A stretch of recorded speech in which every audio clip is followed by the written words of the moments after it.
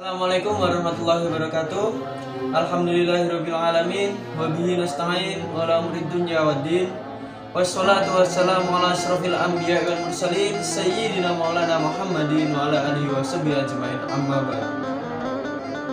Marilah kita panjatkan puja dan puji syukur atas kehadirat Allah yang mana kita masih diberikan kesehatan jasmani dan rohani pada pandemi kali ini, dan kita masih diberikan sehat walafiat untuk bisa mengikuti perkuliahan pada virtual kali ini.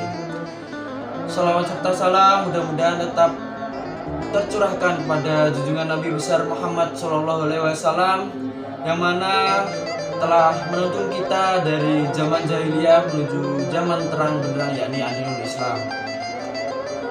Selanjutnya saya di sini sebagai moderator dari kelompok 3 yang akan mempresentasikan hasil diskusinya tentang aliran Syiah. Nah, sebelumnya untuk mengetahui aliran Syiah itu bagaimana, pengertiannya apa, alangkah baiknya kita perkenalan dulu dengan nama-nama kelompok.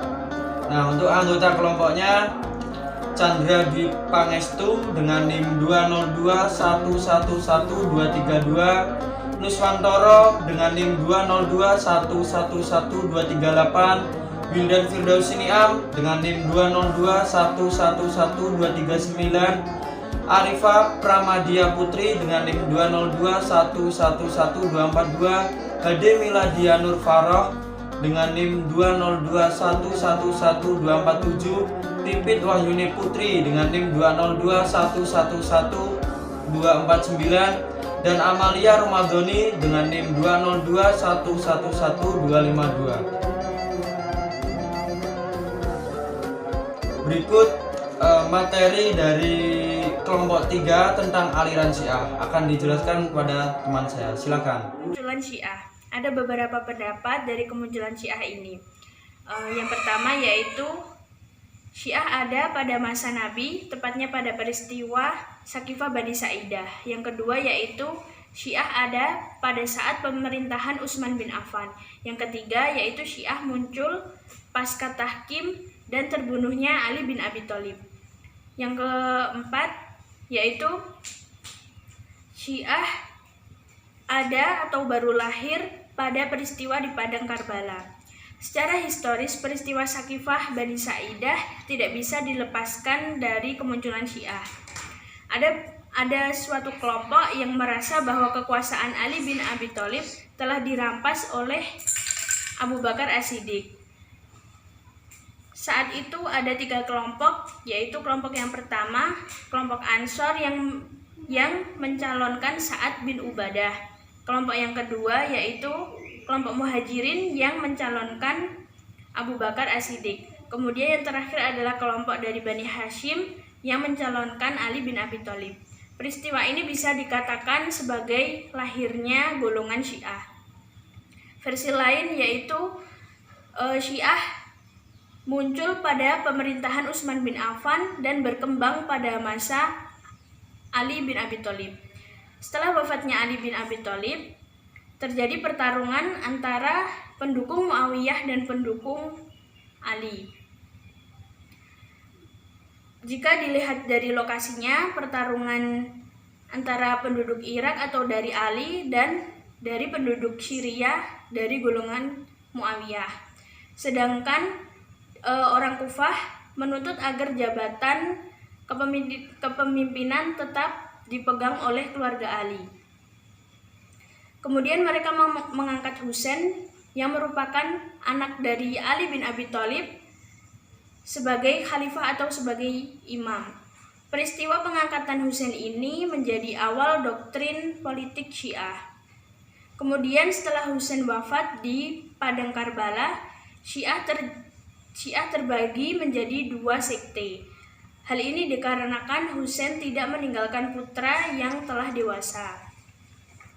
Dengan itu terjadi pertanyaan, apakah putra yang belum dewasa boleh dijadikan atau menduduki jabatan?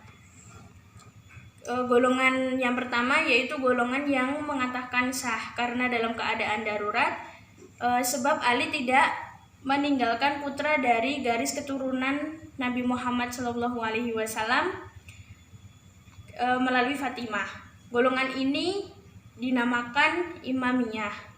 Golongan yang kedua yaitu golongan yang mengatakan tidak sah karena itu mereka mencari putra Ali radhiyallahu anhu yang telah dewasa.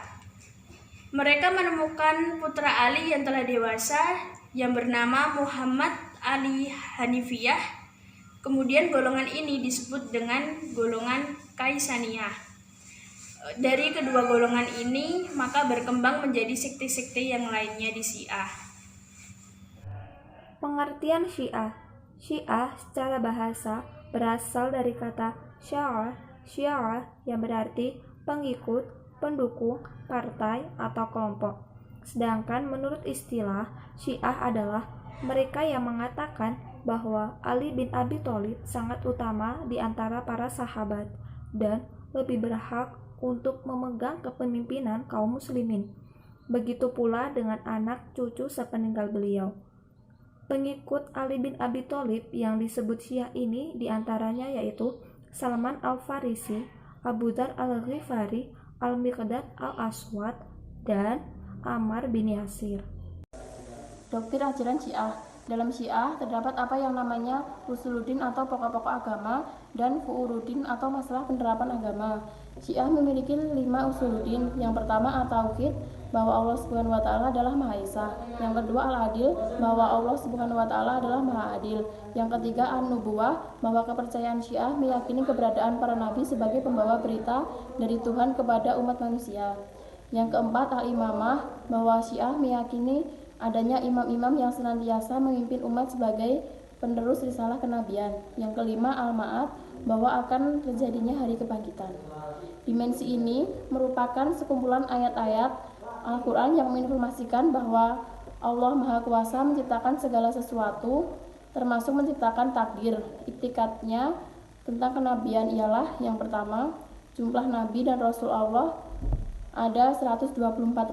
Yang kedua, nabi dan rasul berakhir ialah Nabi Muhammad SAW. Yang ketiga, Nabi Muhammad SAW suci dari segala aib dan tiada cacat apapun. Ialah nabi paling utama dari seluruh nabi yang ada. Yang keempat, ahlul baitnya, yaitu Ali bin Abi Thalib, Fatimah binti Muhammad SAW, Hasan bin Ali, Husain bin Ali, dan 9 imam dari keturunan Husain adalah manusia-manusia suci. Yang kelima, Al-Quran adalah mukjizat kekal Nabi Muhammad SAW. Sekte-sekte Syiah. Yang pertama, Sabaiyah. Aliran ini adalah pengikut Abdullah bin Saba, seorang Yahudi dari suku Al-Hirah yang masuk Islam. Ia termasuk yang paling keras menentang Utsman dan para pejabatnya. Banyak pemikiran sesat yang disebarluaskan secara bertahap oleh Abdullah bin Saba. Ia mengembangkan pemikiran di tengah-tengah masyarakat sebagaimana dimuat dalam Taurat. Setiap nabi mempunyai penerima wasiatnya, dan Ali adalah penerima wasiat Muhammad. Yang lebih parah adalah keyakinan Sabaiyah bahwa Tuhan bersemayam dalam diri Ali dan diri imam sesudah wafatnya. Kemudian yang kedua, Gurabiyah. Aliran ini beranggapan bahwa risalah kenabian seharusnya jatuh kepada Ali, namun Jibril salah menurunkan wahyu kepada Muhammad. Kelompok ini disebut Gurabiyah karena mereka berpendapat bahwa Ali mirip dengan Nabi Muhammad sebagaimana miripnya seekor burung gagak atau gurab dengan burung gagak lainnya. Nah, selanjutnya sekte Kaisaniyah. Nama Kaisaniyah berhubungan erat dengan nama Kaisan, yang menurut satu kalangan adalah nama lain dari Al-Muhta.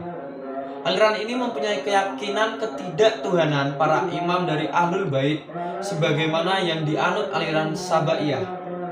Para penganut aliran Kaisaniyah juga berkeyakinan adanya doktrin bada, yaitu keyakinan bahwa Allah mengubah kehendaknya sejalan dengan perubahan ilmunya. Kemudian yang keempat adalah Imamiyah. Kelompok ini bersepakat tentang keimanan Ali radhiyallahu an dan diteruskan kepada kedua putranya Hasan dan Husain.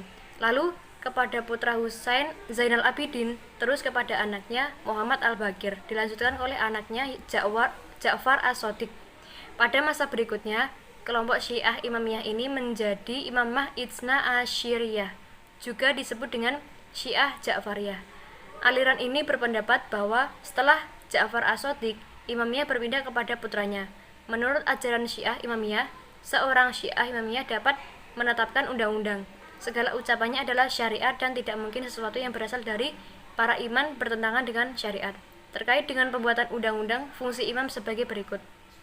Yang pertama, Nabi Muhammad meninggalkan rahasia-rahasia syariat untuk dititipkan kepada para imam yang merupakan penerima wasiatnya. Yang kedua, mereka mempunyai doktrin bahwa ucapan dan perbuatan imam merupakan syariat Islam. Yang ketiga, menurut mereka para imam memiliki hak untuk melakukan taksis terhadap nas-nas yang bersifat umum dan melakukan takyid terhadap nas-nas yang bersifat mutlak. Kemudian yang kelima yaitu Zaidiyah. Zaidiyah adalah salah satu sekte Syiah yang dinisbatkan kepada Imam Zaid bin Ali bin Abi Husain bin Ali bin Abi Thalib. Syiah Zaidiyah mempunyai doktrin tentang bolehnya membaiat dua imam dalam dua daerah kekuasaan yang berbeda, selama mereka memiliki sifat-sifat yang sah menjadi imam. Kemudian relevansi dianutnya aliran Syiah di masa sekarang, yaitu Majelis Ulama Indonesia menyatakan tidak pernah melarang ajaran Syiah di Indonesia. Meskipun aliran Syiah tidak dilarang, namun harus tetap diwaspadai terhadap aliran ini, karena aliran Syiah mengajarkan prinsip yang bertentangan dengan inti ajaran Islam, terutama sekte Syariah Iran yang mengkafirkan seluruh sahabat dan kaum muslimin.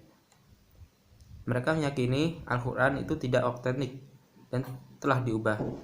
Kesesatan Syiah selain itu adalah mereka menganggap bahwa di luar golongannya merupakan kafir. Dari bukti kesesatan Syiah dapat diketahui bahwa Syiah merupakan aliran sesat yang tidak boleh diikuti, apalagi di masa sekarang yang sangat banyak kemudahan dalam mengikuti kajian-kajian ilmu agama, organisasi, informasi, dan tokoh-tokoh dan yang lainnya. Maka dari itu, kita harus berhati-hati dalam hal tersebut. Dengan kehati-hatian, maka tidak akan tergerus dengan akhlak-akhlak atau dengan akidah-akidah dan pemikiran-pemikiran yang salah. Mungkin itu saja presentasi dari kami. Bila ada salahnya mohon maaf. Billahi taufiq wal hidayah. Wassalamualaikum warahmatullahi wabarakatuh. Untuk pertanyaan bisa disampaikan lewat grup, dan juga kami sudah menyediakan tentang makalah dan juga PPT-nya ada di grup. Baik, sekian dari kelompok 3 tentang materi aliran Syiah yang dipresentasikan tadi.